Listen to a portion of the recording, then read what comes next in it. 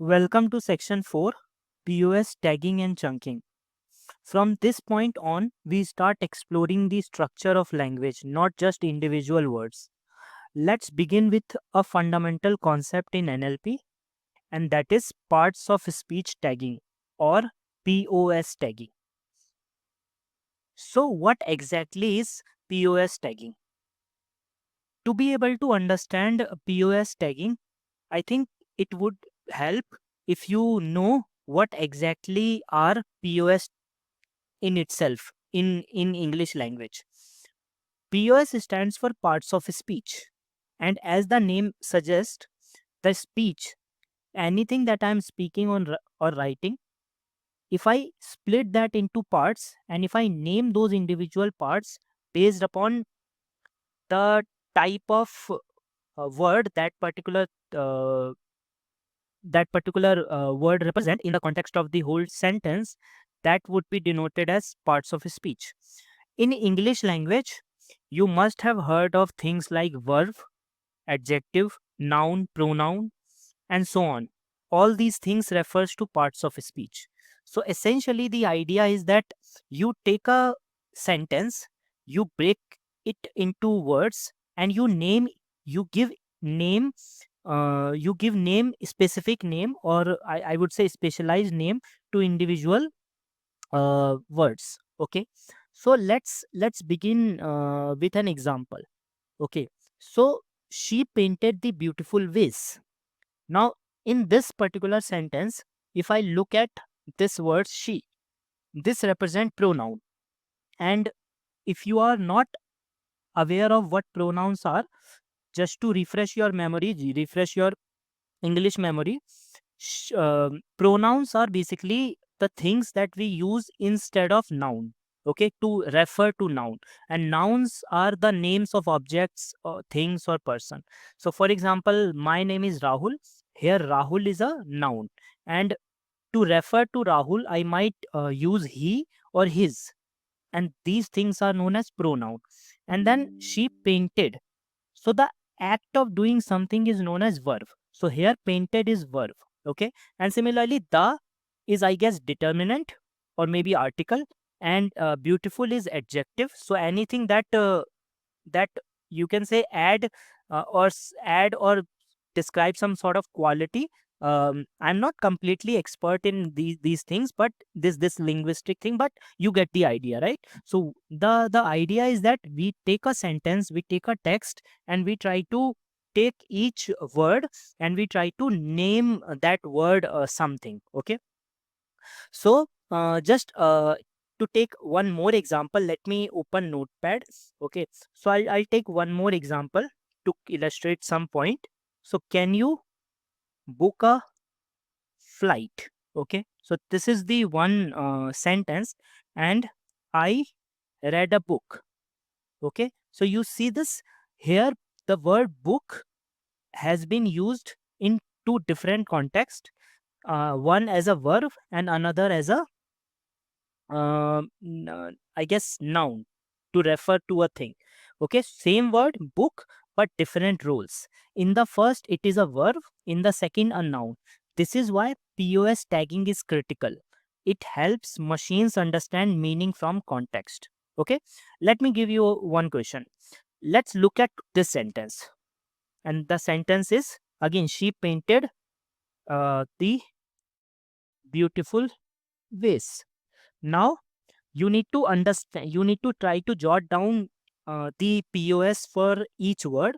Jot down your guesses, and we will try to see what exactly is the right answer in our upcoming lectures. So now let's learn how to do POS tagging programmatically using NLTK library. Thank you so much. Okay, so welcome to this second lecture in the fourth section.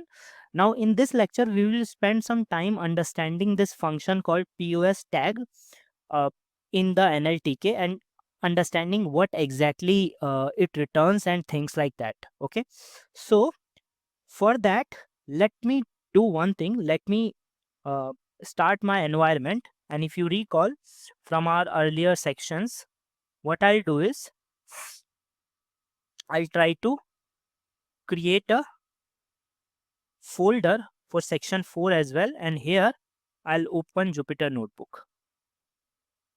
Just skip this part where I am doing this because this is a logistical part and you don't need to watch this. Okay, so Jupyter Notebook. Okay, once this is ready, what we will do is we'll take that earlier sentence that I basically gave you in the previous lecture and try to create POS tags for that particular sentence. So let me do one thing. Let me create a new notebook, and in this notebook what I'll do is I'll name this notebook maybe POS tag so that we understand what's going on. Okay, so now the first thing obviously is to import the NLTK library, and let's write our previous sentence that we had, and that was she painted the beautiful vase, I guess. Yeah, vase. Okay, so this was our sentence. So what is the step? What are the different steps which are involved in getting the POS tag? So the first step is to word tokenize the sentence, because when we talk about parts of speech, we are talking about parts of speech of individual words. Okay, so what I'll do is I'll call this function word tokenize, and I'll call it on this sentence string. So yes, so we got this as a list, and now what I'll do is I'll write tokens or words, anything would work. Now that we have these tokens, there is a function in NLTK called POS tag, and within this I can pass tokens, and if I hit run, it will give some error. Why? Because by default the NLTK does not know that how it is supposed to get these POS tags for those tokens. So we want to download something, and what exactly we do want to download? This. It is basically suggesting us that we need to download average perceptron tagger English. Okay, so let's do that. And if I hit run, so it has successfully completed downloading. And now if I hit run, you see this. Okay, so for each token, so what essentially it has done is it has taken that list of tokens and it has given you a list of tuples, and where each tuple is a token and this unique code. Okay, so PRP, take a wild guess, what exactly is this PRP represent? And by taking a wild guess, we can clearly see that it's a pronoun, painted, verb, right? The determinant, beautiful, I guess adjective, vase, noun. Okay, but how do I know these things, right? How do I know that PRP represents pronoun? How will I make sure that I understand these things? And if let's say I forget any of this term, have access to this somewhere. Okay, and that is the topic of our next lecture.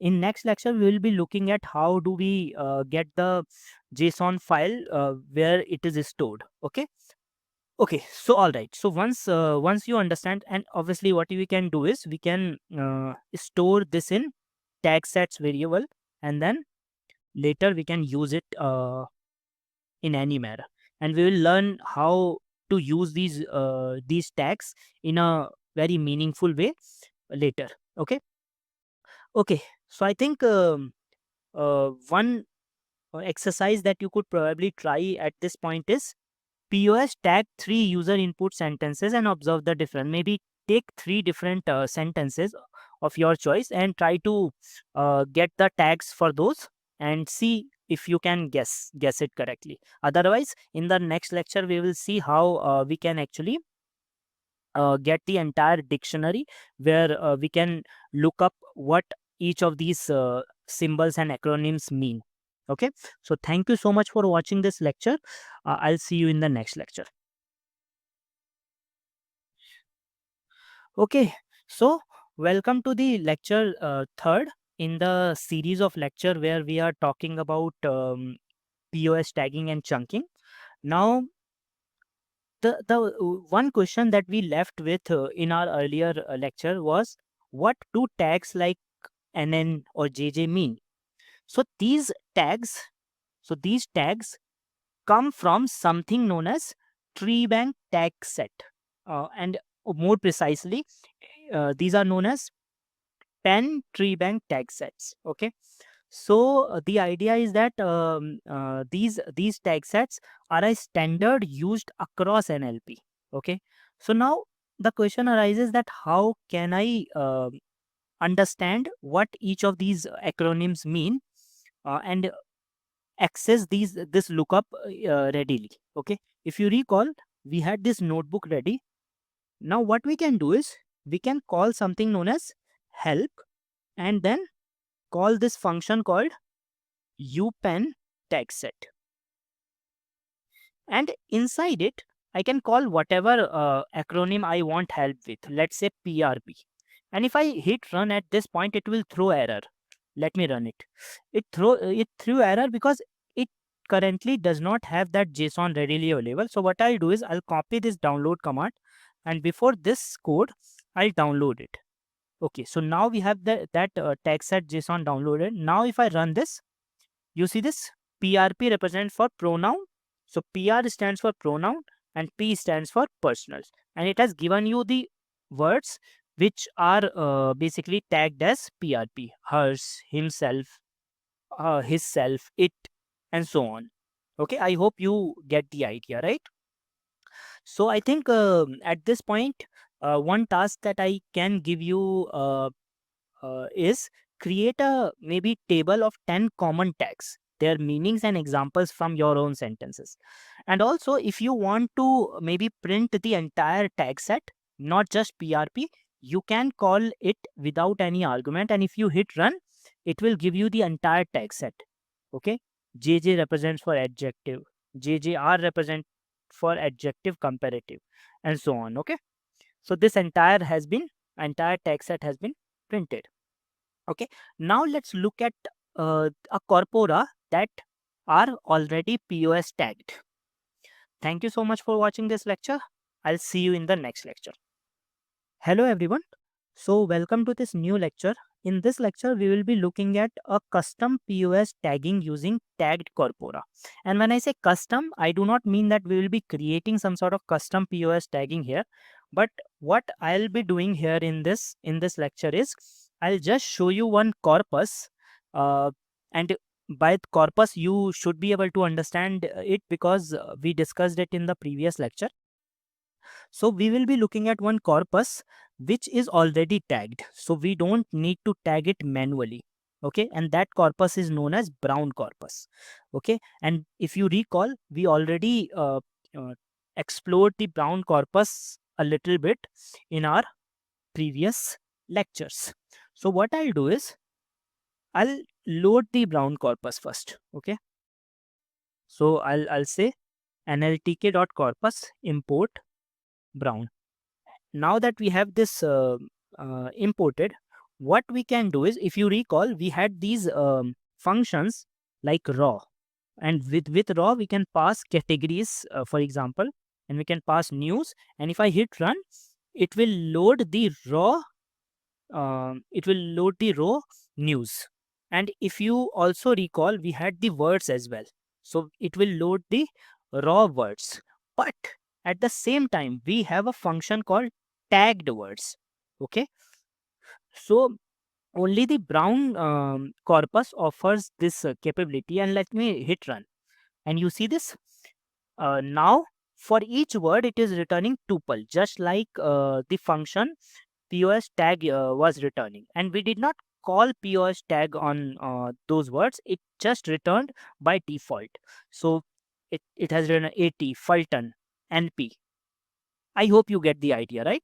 So each word comes with a tag. So let's print first maybe 10 words. So you see this investigation refers to noun, and refers to article. Friday refers to noun or are something else which I don't understand. And if I want to understand, I can refer to this. Okay. So NR, I think proper, it represents proper. PDP, VBD, verb and something like that. Okay.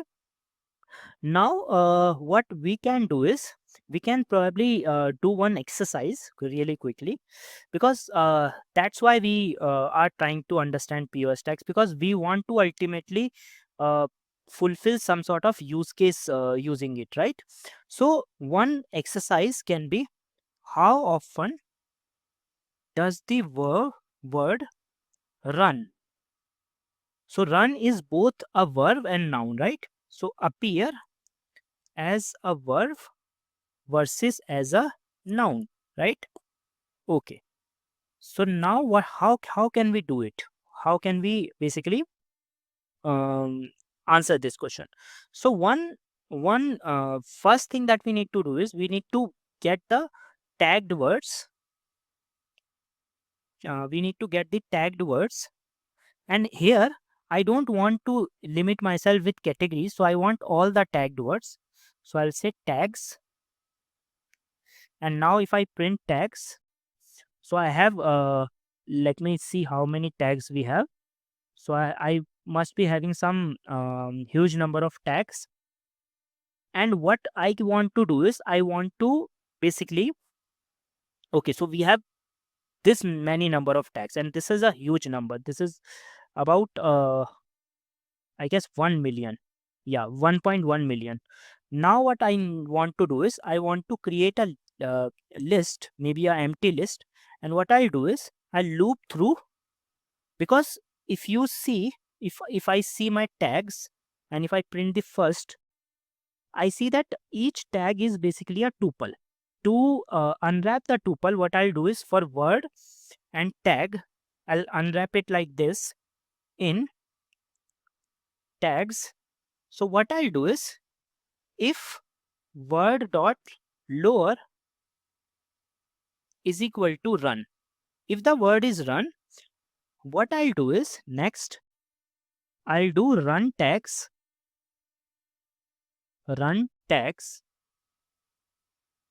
dot append. I'll just append the tag. So what I'm doing is I am looping through all the tags that we just created, and we know that tags contain word and tag tuple, and I'm checking if the word is run, and if it is, what I'll do is I'm doing is I'm taking that empty list that we created, run tags, and I'm appending the tag into it.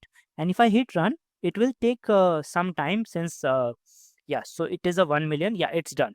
Now what I can do is I can create a counter. And if you know what counter is, so basically there is this package called collection. It lets you pass a list, and it will create a count dictionary of that list. Let me show you what I mean by that. So if I, okay, so collections, okay, collections, I guess.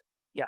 So now what I can do is I can pass within this 1 2 1 2 3 3 3 3. Let me show you what exactly it does. So what it has done is it has created a dictionary for counts. So 3 is appearing 4 times, 2 is appearing 3 times. You get the idea, right? So now what I can do is I can pass in counts the run tags. And if you see, now we can answer this question. The question that we wanted to ask was, how often does the word run appears as verb? So verb, it is appearing 125 times. As a noun, it is appearing 52 times, right? So yeah, I think I think this process can be repeated for maybe other words as well, or maybe I think this would be a exercise for you to try. Try this exercise on the brown corpus and try to see the word, let's say walk, close. Try it on these words and see what you can get. So I think at this point, I'll just stop right here. Thanks for watching this lecture. I'll see you in the next lecture. Hi everyone. So welcome to this new lecture in the series of lectures where we are talking about POS tagging and chunking. So far in the first 4 lectures, we have already completed a discussion on POS tags, and now we are going to be moving on chunking. So what is chunking? So far we have labeled words, right? And when I say labeled words, what we did was we put a POS name to each word. Now what we do is now we group them into phrases, and that precisely is called as chunking. Okay, so in summary, POS tagging refers to assigning label to each words, and chunking, what it does is it groups word into phrases, and those phrases can be of different types. You can have noun phrases, you can have verb phrases. Okay, now first of all, let me make sure that you understand this concept, uh, and why it could be of use in the practical NLP setting. Suppose I am looking at a resume, and that resume lists down a skill called data science. Okay, now why extracting phrases might be important. If I look at data and science as a separate entities, then I can assign different POS tags to, let's say, data and science, right? Maybe tag 1 and tag 2. But my task could be extracting these two as together, right? I want to extract skills from resume, I want to extract data science, right?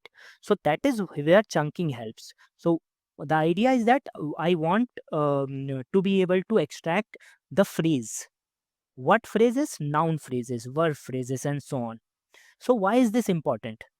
Imagine you are building a resume parser that extracts skills that we just discussed, a chatbot that needs to know subjects and objects, a news analyzer extracting entities. That's where chunking helps. Okay. So I hope this small discussion helped you in understanding how chunking can be used, because in the next lecture we will be looking at a practical, you know, practical walkthrough of how chunking can be done using regular expression parsing. But for now, I want you to make sure that you understand. I want to make sure that you understand what we mean by chunking. Okay, so let's see how to do it using regex in the next lecture.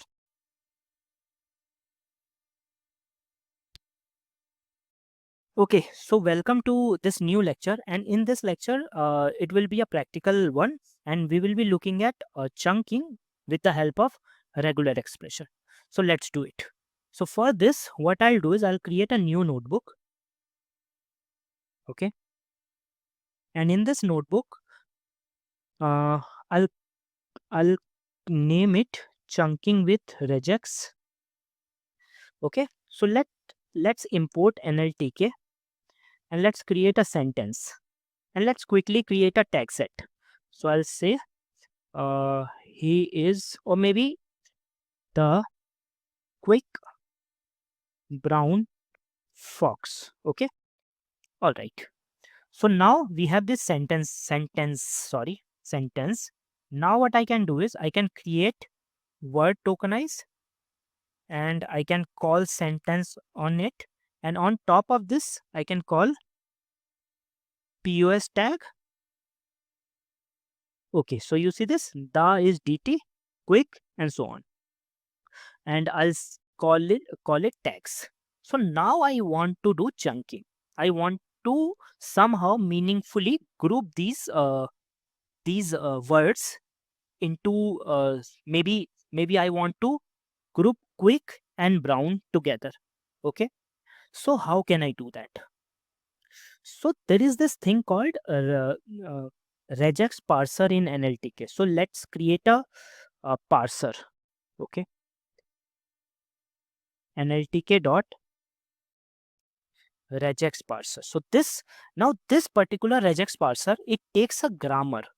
And when I say grammar, see, don't get intimidated by what I'm about to write. I'll break down this for you in a moment. But the idea is that this parser, let me tell you what how we are going to use it.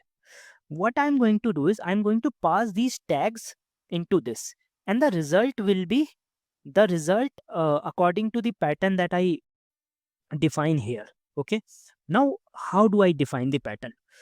Okay, So let's say I want to create a noun phrase. Now this NP is, you can name it anything. You can name it maybe Rahul also. So this does not matter. Now the interesting thing starts. You start your pattern with this curly braces and you write your pattern inside it. Okay, and each parts of speech you put it inside these angle brackets. Okay, within these angle brackets I'll call DT. Now what does DT represent? So within your tags, the parts of speech have certain conventions, so I am calling this DT as this. Okay, now what I'll do is I'll put a question mark here. What does that mean? That means this DT is optional, which means if it finds a DT inside this sentences or this tags, it will map it. Otherwise, it will not. Next, it will try to map JJ, means adjective. Okay. Now, how many times I should have written it here. So JJ. Now the question is how many times I want to repeat this JJ. I might want to repeat it maybe 0 or more times. 0 or more times means star. If I wanted to repeat it for 1 or more time, I would have used plus. Okay. And finally, I want to compulsorily have NN. It essentially means when I do parser.parse, it will take this tag list and it will try to find out the optional. If the was not there, it would have continued. Quick is JJ, okay. It will map, and then brown is NN. Let's say between quick and brown there is one more adjective, then it would have mapped that as well because we have marked this star. But if we had more noun after noun, then it would not have matched it because I am only matching one noun here. Okay, so now let's run this and let me run parser.parse. Okay, so although it's saying module not found, but you don't need to worry about it because the reason it is saying because when we run parser.parse, the result in the Jupyter notebook it tries to draw, but we need to look at this object here. Okay, so what I'll do is I'll create a result object, and if I print result here, it will again give you the same error. And if you want to solve this error, you can do pip install svgling, and once it is done, when you print result, it will plot the uh, the whole chunking thing. Okay, let me do it. Okay, so yeah, so if I print result, you see this. So S is the top level sentence. Now NP is the name that we have given here. So basically what it is trying to do is it is saying I have found two noun phrases. The first one is the quick brown and the second one is fox. Now you might be wondering why fox is a noun phrase, how fox was identified. Because DT was was what? It was not compulsory, it was optional. And JJ was 0 or more times. So what does that mean? If JJ was 0, then it would have matched. NN means what? NN means precisely what it has matched. So that's how fox came into this noun phrase. How did the quick brown came? The is DT, which we kept in our pattern. Quick is JJ, 0 or more times, and brown is NN. Now please understand that most of the things that makes this grammar scary looking is these curly braces, and they mean nothing. The only thing that you need to understand about these curly braces is they start the grammar, the phrase pattern, and DT represents and these curly braces means within these curly braces you will put the name of the parts of speech, and these symbols in between the parts of speech tags, they will tell you the identifier for the parts of speech just before that. So question mark is for this one, and star is for JJ, and NN does not have any. Now let's do one thing. just to show you, let me create this parser once again here, and this time I'll call it parser 2, and for NN I'll call it star. And let's see, something interesting is going to happen, and I think you can probably guess it. And let's print results now. No, sorry, parser 2. So you see this, the quick brown fox. Now the moment I did star, now it is saying 0 or more times, which means brown and fox are now treated together for this NN tag. Okay, so I think I've talked enough about this chunking thing, and just to close this lecture, I would say the practical use case of this is that you can use it for, let's say, skill extraction, as we discussed already. You can use it in chatbots, or I guess resume parsing. Okay, so that's it for this Hello lecture. everyone. Welcome to this mini project, and without doing any delay, I would like to open a new notebook, and the purpose is to create a project and create a code which would help us to extract skills from a resume or any kind of text. Okay, so what I'll do is I'll name this mini project as mini project skills extractor. Skills extractor. uh okay, let's do one thing. I'll name it skill extractor. Okay, and once we have that, the next thing is I'll import NLTK, and I need to simulate the CV text, right?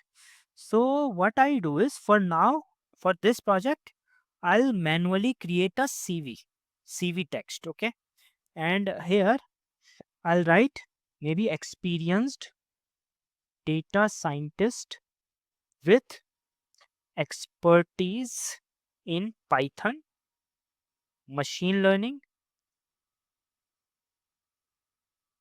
natural language processing, and so on, right? For now, let's keep it simple. Okay, so if you recall from our earlier lectures, the first step is to word tokenize this text. Okay, so what I'll do is I'll write word tokenize CV text, because the main work is in creating the grammar. And after this, I'll wrap this up in POS tag. Okay, so we have these tags ready. And once we have the tags ready, the next step is to create a grammar. So I'll define a grammar. Okay, inside the grammar, I'll name the grammar as skill, and this is your choice. You can name it whatever you want. And let's create the inclusion pattern. I would like to start the skills matching with noun, any kind of noun. So this dot is a wildcard. It will match NNP, NNL, any kind of pattern. Then I would like to in between have IN, and IN is optional. Okay, so we can have natural processing as well as natural language processing. Then I would like to close it with NN, again wildcard, any kind of noun, and this time it has to be one or more times, so it's not optional. Okay, so NN is compulsory, NN, this is compulsory, so we can have natural language processing and things like that. Okay, further we can define one more pattern, and this time I would like to say JJ adjective, and adjective can be 0 or more times, and then NN dot wildcard, and this time one or more times. And let me close this grammar. Once I have the grammar ready, I would like to define the parser, regex parser grammar. Let's run it. Okay, so once I have the parser ready, so I'll define the result, parser dot parse, and I'll pass the tags. Let's try to print the results like this. Okay, so we have these ready. So now if you see, top level is sentence, but we need to look at only those those subtree which has the label skill. So skill, experienced data scientist, all right. Another skill, expertise in Python, okay. Skill, machine learning, okay, that's a good catch. Natural, I don't want that, I want skill. Skill, language processing, okay. I have, so I can see there are some good matches, there are some bad matches. Now if you recall, uh if I have to uh, traverse this tree, I can do that using subtree in results. If is instance subtree of NLTK dot tree and subtree dot label is equal to skill, then only I would like to print subtree. And suppose, let me print it and I'll show you one more thing. Suppose currently it is printing it as a NLTK.tree object, right? But what if I want a text? So what I can do is I can take my tree and I can get leaves. All the leaves. One second.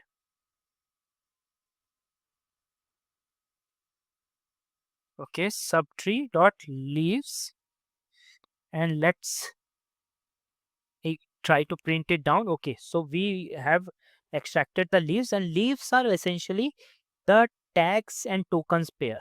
And what I can do is I can create a list comprehension like this. So for uh, tags in tags, I would like to get the first word and then I can join it. So okay, you see this? So this is a method of getting the exact phrase that has been matched. Machine learning was a good match. It was a average match. It was also average match. We would have been better off by removing experienced and expertise.